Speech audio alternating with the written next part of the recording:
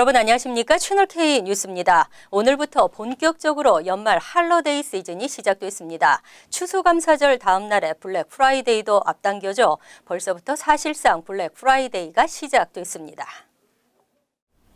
아마존은 추수감사절을 앞두고 지난 17일부터 이미 블랙 프라이데이 딜스 위크라는 배너를 걸고 본격적인 블랙 프라이데이 세일에 들어갔습니다. 그 밖에 주요 온라인 업체들도 세일을 앞당기고 있고 기존 대형 소매 체인들도 추수감사절 세일을 앞당겼습니다. 장난감, 전자제품, DVD, 신발 등 할인 판매에 돌입한 아마존은 오늘의 상품을 15분 단위로 바꿔가며 상품을 소개하고 자체 음성 비서인 에코도 세일 품목에 포함했습니다.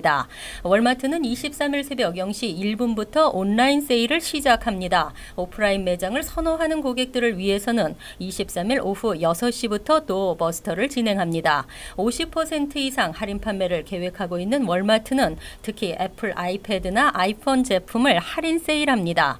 타겟은 아이패드 32G를 $250에 판매하고 애플 아이폰 8과 아이폰 8 플러스를 구입할 경우 $250의 기프트 카드를 선물로 준다고 밝혔습니다. 베스트바이에서도 애플 제품들을 대대적으로 할인 판매합니다. 딜뉴스닷컴에 따르면 올해 블랙 프라이데이를 앞두고 세일 경쟁이 가장 치열할 제품은 4K TV로 예상됐습니다. 구글이 사용자의 위치 데이터를 동의 없이 수집한 것으로 드러났습니다. 기능 개선이 목적이었다고 해명했지만 파문이 예상됩니다.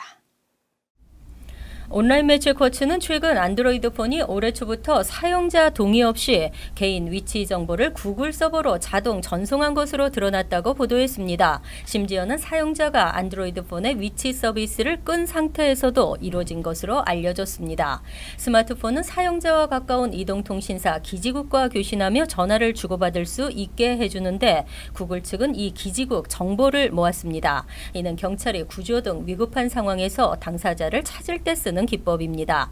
구글은 이 같은 사실을 시인하면서도 안드로이드 운영체계의 메시지 전달 속도와 성능을 개선하고자 활용이 검토됐지만 실제 사용된 적은 없다고 해명했습니다. 이어 이런 수집 행위는 완전히 중단될 예정이라고 밝혔습니다. 하지만 쿼츠는 구글이 OS 메시지 기능의 단순 개선을 위해 왜 굳이 기지국 정보를 모았는지 불분명하다고 지적했습니다. 구글은 2014년 한국에서 사전 지도 서비스인 스트릿뷰를 만들며 와이파이망의 개인정보를 무단 수집한 사실이 적발돼 방송통신위원회로부터 과징금 2억 1천여만 원을 부과받은 적이 있습니다. 수업 중 인종차별 발언을 한 버겐 아카데미 교사에 대한 솜방망이 처벌이 한인 사회를 더 분노하게 하고 있습니다. 철저한 진상조사와 처벌 요구가 이어지고 있습니다. 크리스정 팰리세이즈 팍시 의원과 제니정 클러서시 의원 등은 버겐 카운티 프리홀더로부터 버겐 아카데미 교사의 한인 학생 인종 차별 발언을 철저히 조사하겠다는 의사를 전달받았다고 밝혔습니다. 정 의원은 사건 발생 후 프리홀더 측에 사안의 심각성을 전달했고 이후 프리홀더들과 논의를 했다며 이는 좌시할 수 없는 심각한 문제라고 밝혔습니다. 아울러 프리홀더 차원에서 학교 당국에 철저한 추가 조사가 지시된 상태라고 밝혔습니다. 프리홀더들은 버겐 카운티 의회 역할을 하며 버겐 카운티는 카운티 정부가 운영하는 특수 목적고입니다. 이 때문에 버겐 카운티 프리홀더 측이 문제 해결을 위해 나선 것입니다. 이번 사태는 지역 주민은 물론 정치권도 큰 관심을 보이고 있는 것으로 알려졌습니다. 한편 뉴저지 한인회와 뉴저지 경제협회 시민참여센터 등은 교사 처벌과 관련한 요구사항들을 곧 학교 측에 전달할 계획입니다. 이 문서에는 해당 교사 중징계와 교사의 공개 사과, 학교의 입장 발표, 교직원 대상 인종차별 방지 교육 등이 담길 예정입니다.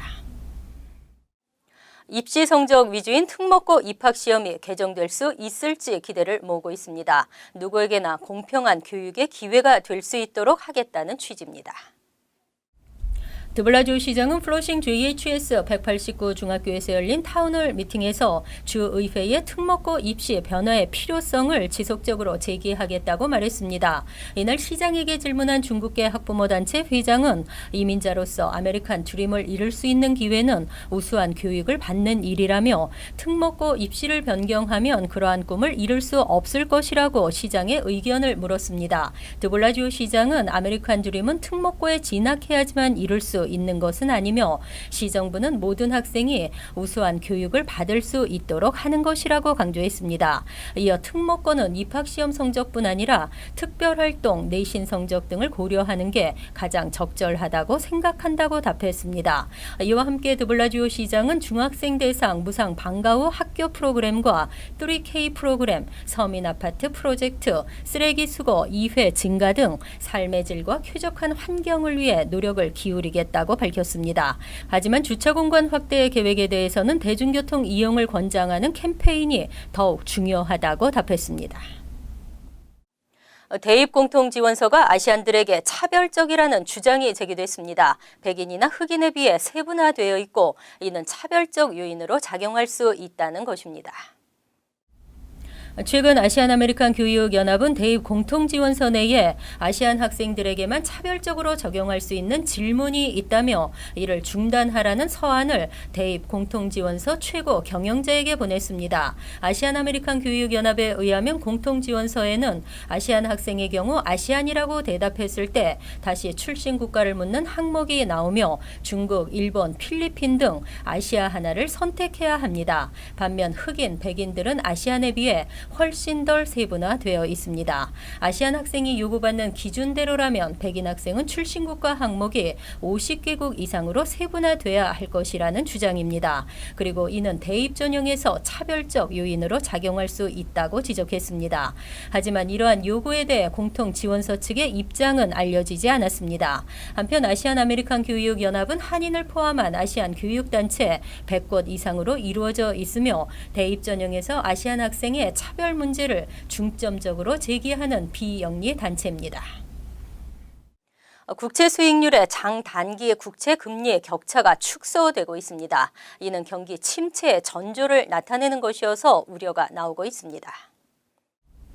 파이낸셜 타임스에 따르면 미국의 국채 2년물과 30년물 간 금리의 격차는 98.8bp를 기록해 2007년 11월 이후 처음으로 100bp 아래로 떨어졌습니다. 국채 2년물과 10년물 간 금리 차이도 58bp까지 좁아져 10년 내 최저를 나타냈습니다.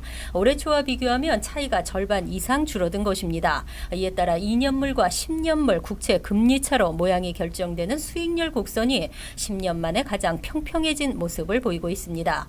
국채 수익률 곡선은 장단기 국채 금리 격차가 축소되면 모양이 평탄해지고 금리 차가 역전되면 뒤집히게 되는데 곡선이 평평해지다 뒤집히면 경기 침체에 확실한 전조가 된다는 것이 채권 시장의 정설입니다. 시장에서는 경기 하강을 예고하는 경기 지표가 경고등을 켠 상황에서 연방 준비제도까지 금리 인상에 나설 경우 경기 침체가 곧 도래할 수 있다는 우려가 커지고 있습니다.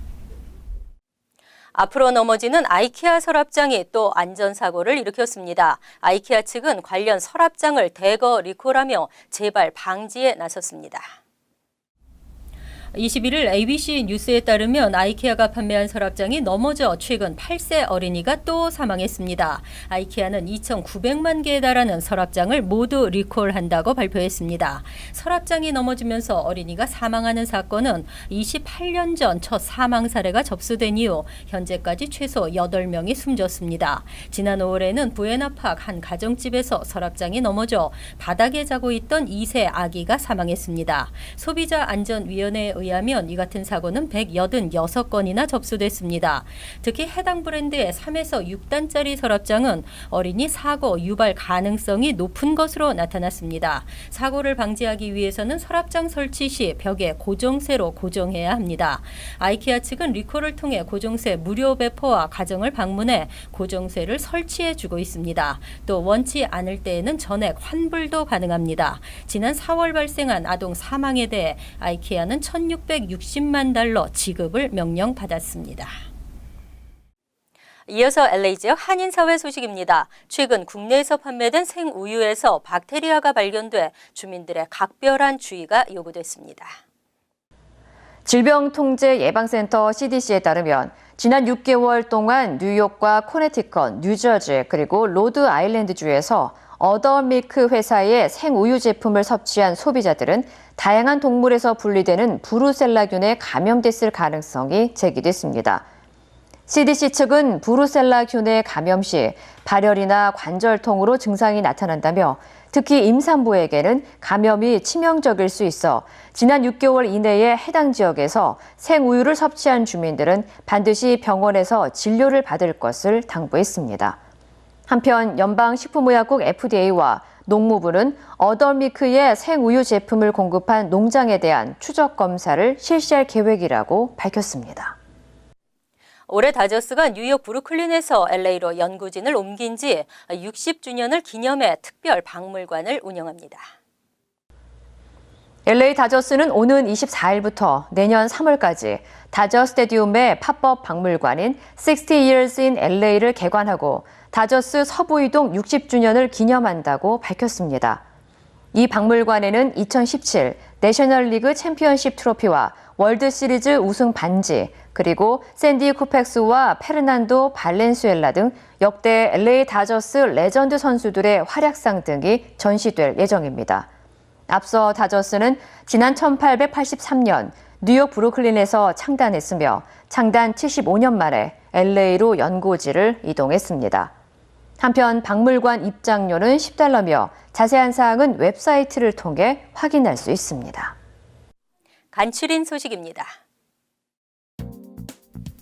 프린스턴 대학교 교수의 한인 유학생 성추행 파문이 확산되고 있는 가운데 해당 교수에 대한 솜방망이 징계를 제고하라는 움직임이 거세게 일고 있습니다. 프린스턴 대학 신문에 따르면 학생들의 청원 서명 운동이 펼쳐져 650명이 동참했고 서명 용지는 총장과 학장 등 프린스턴 대학 당국에 전달될 예정입니다. 연방법원 뉴욕 남부지법 대배심은 지난달 31일 맨해튼 다운타운에서 차량 테러를 일으킨 세이플러 사이포브를 테러와 살인 등 22개의 혐의로 기소했습니다. 사이포브는 총 8건의 살인과 12건의 살인 미수, 1건의 테러 단체 지원, 사망을 초래한 차량 파괴 등의 혐의로 재판을 받게 됩니다. 살인과 차량 파괴 혐의에 대해선 각각 법정 최고형인 종신형 또는 사형이 선고될 수 있습니다. 이민자 권익 옹호단체인 중남미 난민센터는 단순 불법 체류자를 비롯한 법법 이민자들의 신병을 불법 구금한 뒤 연방 이민국에 인계해온 나소 카운티 경찰을 상대로 뉴욕주 법원에 소송을 제기했습니다. 뉴욕주 법은 판사가 발부한 영장이 있을 경우에만 구금을 허용하고 있습니다. 버겐 카운티 정부는 주 40시간 이상 근무하는 카운티 내 풀타임 공무원들의 최저 임금을 현행 $8.44에서 $15로 인상한다고 밝혔습니다. 이에 따라 버겐 카운티는 뉴저지주에서는 최초로 최저 시급을 $15까지 인상한 카운티가 됐습니다. 이번 최저 임금 인상으로 카운티 공무원 130여 명이 혜택을 받게 됩니다. 환율과 증권 소식입니다.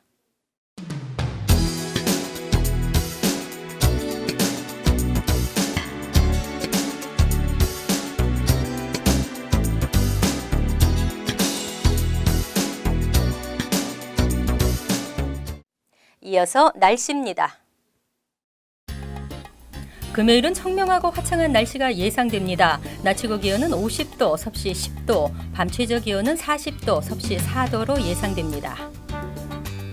토요일은 화창하고 포근하겠으며 지역에 따라 간간히 구름이 끼겠습니다. 일요일은 쌀쌀하겠고 가끔 구름이 끼는 대체로 맑은 날씨를 보이겠습니다. 이상으로 채널K 뉴스를 마칩니다. 채널K와 함께 편안한 하루 되시기 바랍니다.